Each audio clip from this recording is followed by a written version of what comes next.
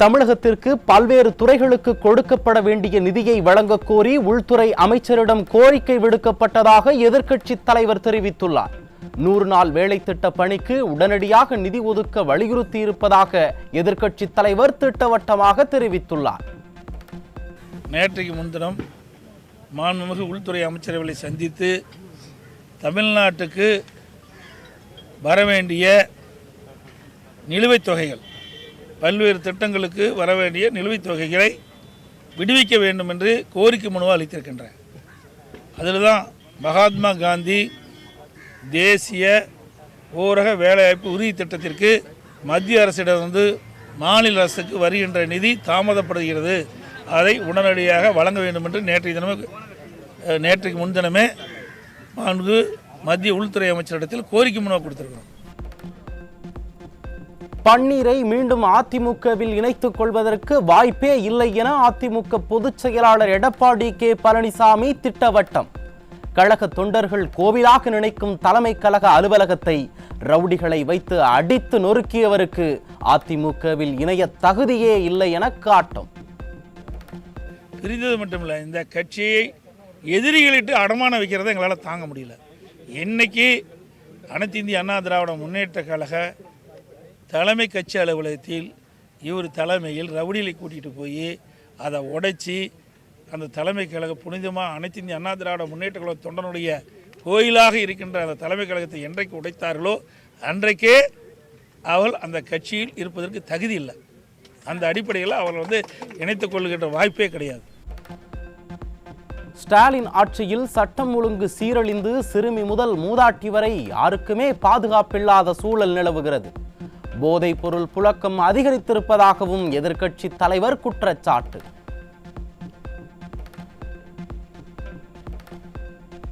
மத்திய அரசு அறிமுகப்படுத்தியுள்ள வக்ஃபு வாரிய சட்ட திருத்த மசோதா இஸ்லாமியர்களின் உரிமைகள் பலவற்றை பறிப்பதாக உள்ளதாக எதிர்க்கட்சி கொறடா SP வேலுமணி சட்டமன்றத்தில் உரை.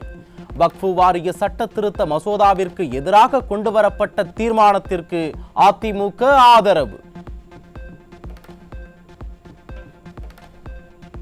திராவிட மாடல் அரசின் டாஸ்மாக் ஊழலை அம்பலப்படுத்தும் வகையில் 1000 கோடியை அமுக்கிய அந்த தியாகி யார் என அதிமுகவினர் ஒட்டிய போஸ்டரால் பரபரப்பு. சட்டம் ஒழுங்கில் கவனம் செலுத்த வேண்டிய காவல்துறையினர் தமிழகமெங்கும் அதிமுகவினர் ஒட்டிய போஸ்டரை கிழிப்பதில் கவனம் செலுத்துவதாக மக்கள் விமர்சனம்.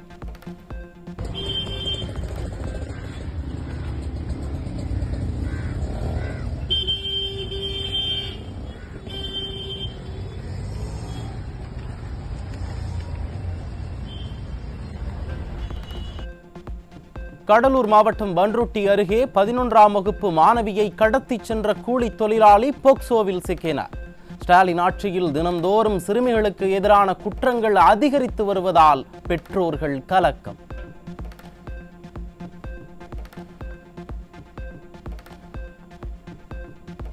கள்ளக்குறிச்சி மாவட்டம் உளுந்தூர்பேட்டை அருகே 2 சிறுமிகளை கடத்தி சென்ற சிறுவன் போக்சோவில் சிக்கிய அவலம். ஸ்டாலினின் அலங்கோல ஆட்சியில் சிறார்களும் குற்றச்சம்பவங்களில் ஈடுபட்டு சீரழிவதாக பெற்றோர் வேதனை.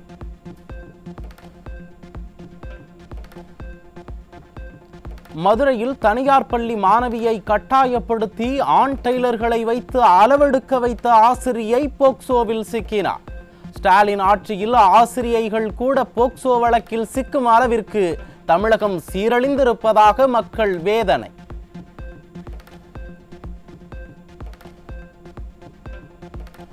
திண்டுக்கல் மாவட்டம் நிலக்கோட்டை அருகே 11 வயது சிறுமிக்கு பாலியல் தொல்லை கொடுத்த 75 வயது காமுகன் போக்சோவில் சிக்கினார்.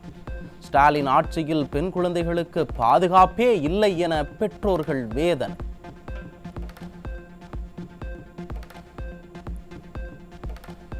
சென்னை கொளத்தூரில் காதலிக்க மறுத்த 17 வயது மாணவியை சரமாரியாக தாக்கிவிட்டு தப்பியோடிய காமுகன்.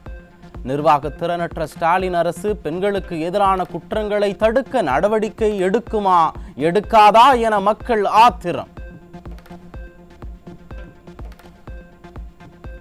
கோபிச்செட்டிப்பாளையம் அருகே 14 வயது சிறுமியை கத்தியை காட்டி மிரட்டி பாலியல் வன்கொடுமை செய்த திமுக பிரமுகர். ஞானசேகரனை தொடர்ந்து திமுகவினர் அவ்வப்போது பாலியல் குற்ற வழக்குகளில் சிக்குவதால் மக்கள் அதிர்ச்சி.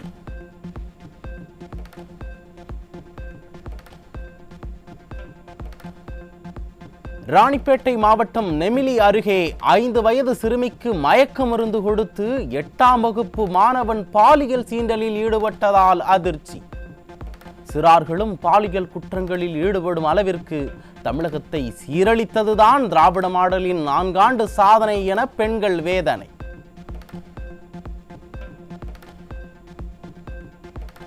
திருப்பத்தூரில் பேருந்திற்காக காத்திருந்த 7 வயது சிறுமிக்கு பாலியல் தொல்லை கொடுத்த கட்டிட தொழிலாளி போக்சோவில் பிடிபட்டார். திராவிட மாடல் ஆட்சியில் சிறுமிகள் தெருவில் செல்லக்கூட அச்சப்படும் நிலையை அப்பா ஸ்டாலின் உருவாக்கிவிட்டதாக மக்கள் குற்றச்சாட்டு.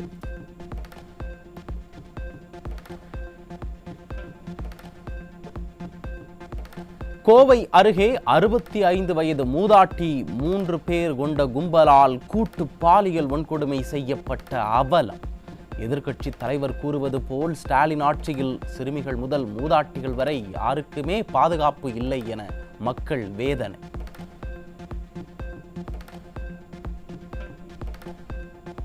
திண்டுக்கல் மாவட்டம் நத்தம் அருகே மது போதை தகராறில் அண்ணனே தம்பியை வெட்டி படுகொலை செய்த கொடூரம். ஸ்டாலின் ஆட்சியில் மது போதையால் பல குடும்பங்கள் சீரழிவதாக பெண்கள் வேதனை.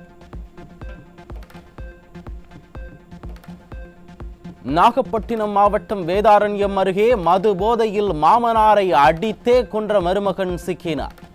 மது போதையால் பல குடும்பங்கள் சீரழிந்து வருவதை திராவிட மாடல் தியாகிகள் எப்போது உணர்வார்கள் என மக்கள் கேள்வி.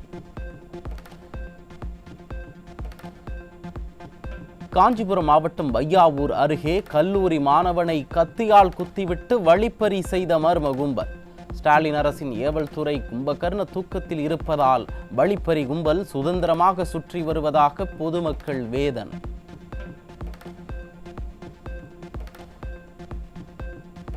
திருப்பத்தூர் மாவட்டம் ஆம்பூர் அருகே நகைக்கடை உரிமையாளரை வழிமறித்து 3 பேர் கொண்ட மர்ம கும்பல் அரிவாளால் சரமாரியாக வெட்டியதால் பரபரப்பு. ஸ்டாலின் ஆட்சியில் தினந்தோறும் நடைபெறும் கொலைகளால் பொதுமக்கள் அச்சம்.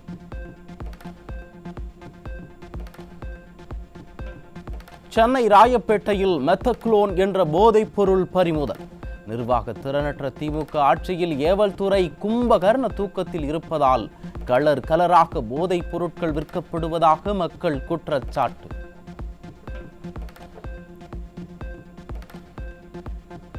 நாமக்கல் மாவட்டத்தில் புகையிலை பொருட்களை இளைஞர்கள் சர்வ சாதாரணமாக பயன்படுத்துவதால் பொதுமக்கள் அதிர்ச்சி.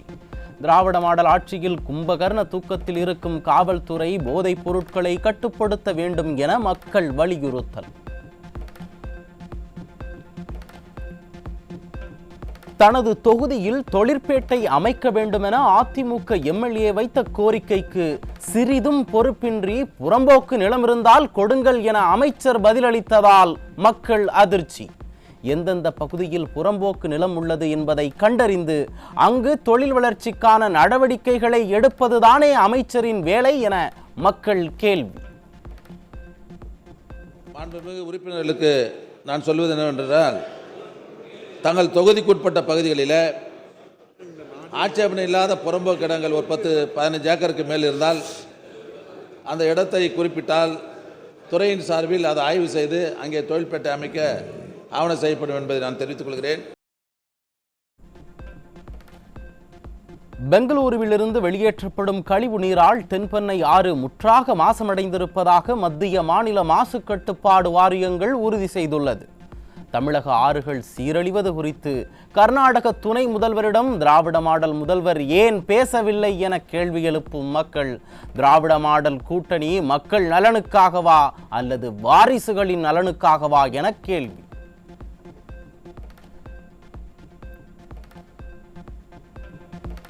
கல்வி கடன் தள்ளுபடி என்ற தேர்தல் வாக்குறுதியை ஸ்டாலின் அரசு நிறைவேற்றாததால் அதை நடைமுறைப்படுத்த உத்தரவிடக் கோரி சென்னை உயர்நீதிமன்றத்தில் பொதுநல வழக்கு தாக்கல். நம்பிக்கையுடன் வாக்களிக்கும் மக்களுக்கு பொய்யான வாக்குறுதிகள் கொடுக்கப்படுவதை தடுக்க இந்திய தேர்தல் ஆணையத்திற்கு வழிகாட்டுதல் வழங்கவும் கோரிக்கை.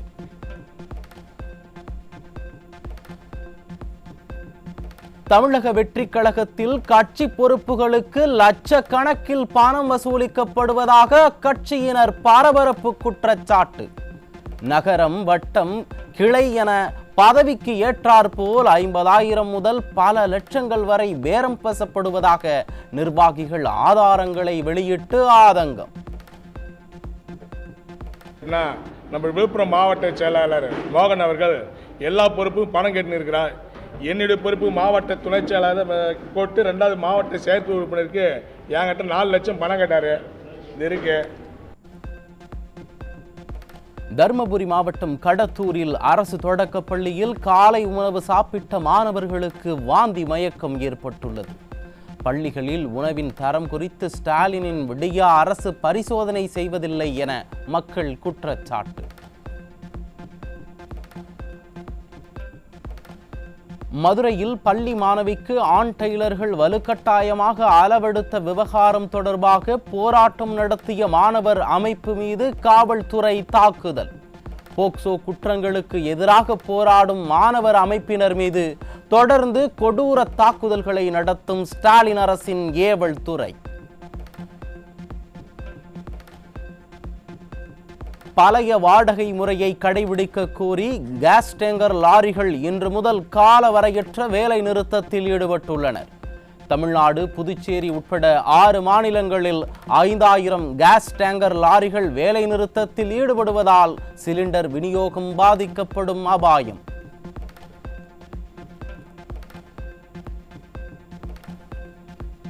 உயிரே போனாலும் ஒரு பிடி மண்ணை கூட தரமாற்றோம் என்ற கோஷத்துடன் 975வது நாளை கடந்து தொடரும் பரந்தூர் விவசாயிகளின் போராட்டம். பொதுமக்களின் தொடர் போராட்டத்தை கொஞ்சமும் மதிக்காத திராவிட மாடல் அரசு விரைவில் தூக்கி எறியப்படும் என மக்கள் ஆதங்கம். சேலம் மாநகராட்சி மாமன்ற கூட்டத்தில் இருந்து அதிமுக உறுப்பினர்கள் வெளிநடப்பு.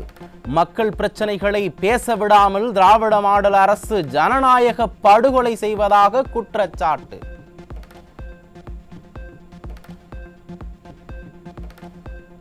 மதுரை மாவட்டம் சோழவந்தான் அருகே மின்கம்பி அறுந்து விழுந்ததில் கூலி தொழிலாளி பரிதாபமாக பலி. நிர்வாக திறனற்ற ஸ்டாலின் அரசின் மின்வாரியம் மின்கம்பங்களை முறையாக பராமரிக்காததால் அப்பாவி உயிர்கள் பலியாவதாக மக்கள் வேதனை. தமிழகத்தில் முதலீடு செய்ய இருந்த 2 முன்னணி நிறுவனங்களும் 6 துணை நிறுவனங்களும் ஆந்திரா நோக்கி சென்றதால் 3 மாதத்தில் 8,000 கோடி முதலீட்டை தமிழகம் இழந்திருப்பதாக தகவல். தொழில் வளர்ச்சியில் சாதனை படைப்பதாக கனவில் விதக்கும் திராவிட மாடல் அரசு தொழில் முதலீட்டிற்கு ஏற்ற சூழலை உருவாக்க தவறியதால் முதலீட்டாளர்கள் அண்டை மாநிலங்களுக்கு செல்லும் அவலம். காஞ்சிபுரம் மாவட்டம் மணிமங்கலம் அருகே ஆன்லைன் கடன் செயலி மூலம் கடன் வாங்கிய பெண் தற்கொலை செய்து கொண்டதால் அதிர்ச்சி. ஆன்லைன் கடன் செயலிகளால் பல உயிர்கள் பலியாகும் நிலையில் அதை தடுக்க திராவிட மாடல் அரசு நடவடிக்கை எடுக்க வேண்டும் என மக்கள் கோரிக்கை.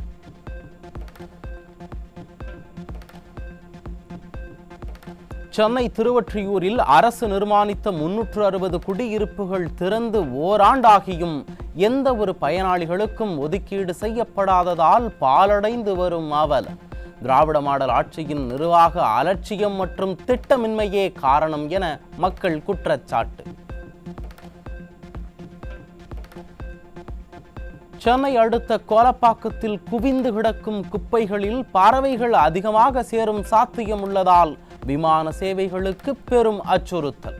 விமான நிலையம் மற்றும் புறநகர் நிர்வாகங்கள் கவனம் செலுத்தி இது குறித்து உரிய நடவடிக்கை எடுக்க வேண்டும் என மக்கள் வலியுறுத்தல்.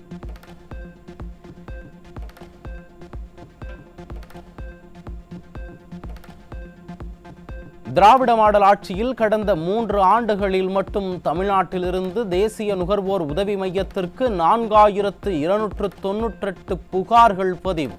தரமற்ற உணவுப் பொருட்கள், சுத்தமின்மை, கூடுதல் கட்டணம், சேவையில் குறைபாடுகள் என மக்கள் அனுபவிக்கும் துயரங்கள் நாளுக்கு நாள் அதிகரித்து வரும் அவலம். ஹரியானா மாநிலத்தில் 7410 கோடி மதிப்பில் கார்கள் உற்பத்தி செய்யக்கூடிய 3வது ஆலையை அமைக்க உள்ளதாக மாருதி சுசுகி நிறுவனம் அறிவிப்பு. தொழில்துறை வளர்ச்சிக்கான வாய்ப்புகளை தமிழ்நாட்டிற்காக போராடி பெறத் தெரியாத நிலையில் 39 திமுக எம்பிக்கள் என்ன செய்து கொண்டிருக்கிறார்கள் என மக்கள் கேள்வி. தமிழ்நாட்டில் 10ஆம் வகுப்பு பொதுத் தேர்வு நாளை தொடங்க இருக்கிறது. 4113 தேர்வு மையங்களில் நடைபெற உள்ள இந்த தேர்வில் 9,13,036 மாணவர்கள் தேர்வெழுத உள்ளனர்.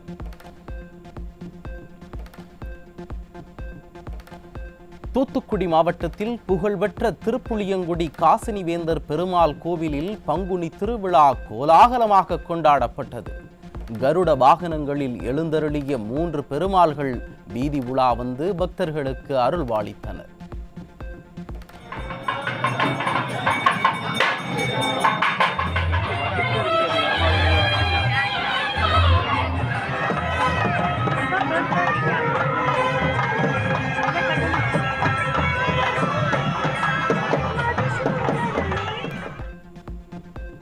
எண்ணெய் நிறுவனங்களின் புதிய ஒப்பந்த அறிவிப்பால் தற்போதுள்ள 80% டேங்கர் லாரிகளுக்கு மீண்டும் ஒப்பந்தம் கிடைக்க முடியாத சூழல்.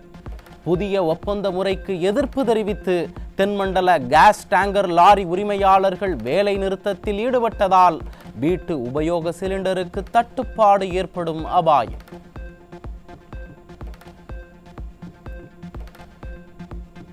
பாலியல் வன்கொடுமை வழக்கில் அலகாபாத் உயர்நீதிமன்றத்தின் கருத்து மனிதத்தன்மை அற்றது என உச்சநீதிமன்றம் கடும் கண்டனம். அலகாபாத் உயர்நீதிமன்றம் பிறப்பித்த உத்தரவிற்கு தடை விதித்து உச்சநீதிமன்றம் அதிரடி.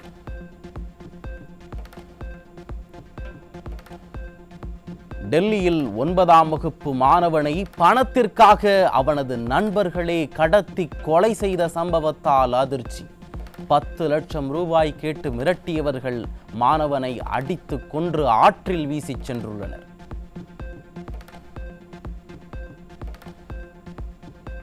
இந்திய கடற்படையின் முக்கிய திட்டங்களில் ஒன்றான கலர் ஏவுகணை சோதனை வெற்றி.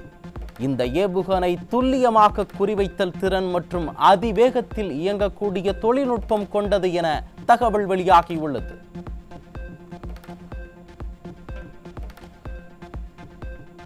புனித ரமலான் மாதத்தில் மெக்காவில் குவிந்த இஸ்லாமிய பெருமக்கள் புனித காபாவை வலம் வந்து வழிபாடு.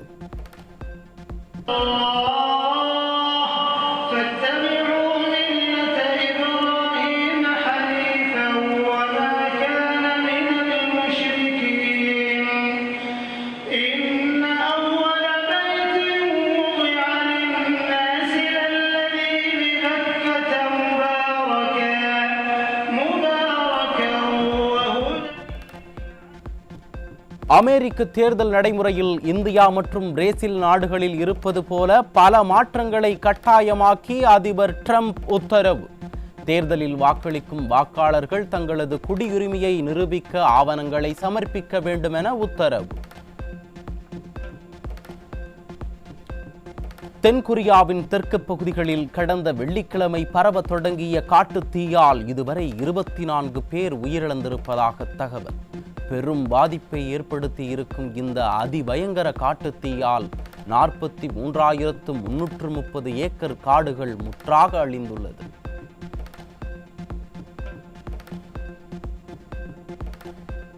அமெரிக்காவில் பெரும் அச்சுறுத்தலாக மாறியுள்ள போதைப் பொருள் தயாரிப்பிற்கான பென்டானில் ரசாயன கடத்தலில் இந்தியாவும் சீனாவும் முன்னிலையில் இருப்பதாக அமெரிக்கா குற்றச்சாட்டு.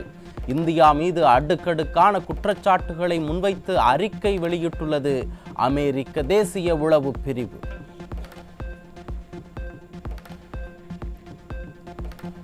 மம்முட்டி நடிப்பில் உருவாகியுள்ள பசூகா திரைப்படம் வருகிற ஏப்ரல் 10ஆம் தேதி வெளியாக உள்ளது. புதுமுக இயக்குனரான டீனோ டெனிஸ் இயக்கியுள்ள இத்திரைப்படம் ரசிகர்களிடையே பெரும் எதிர்பார்ப்பை ஏற்படுத்தி உள்ளது.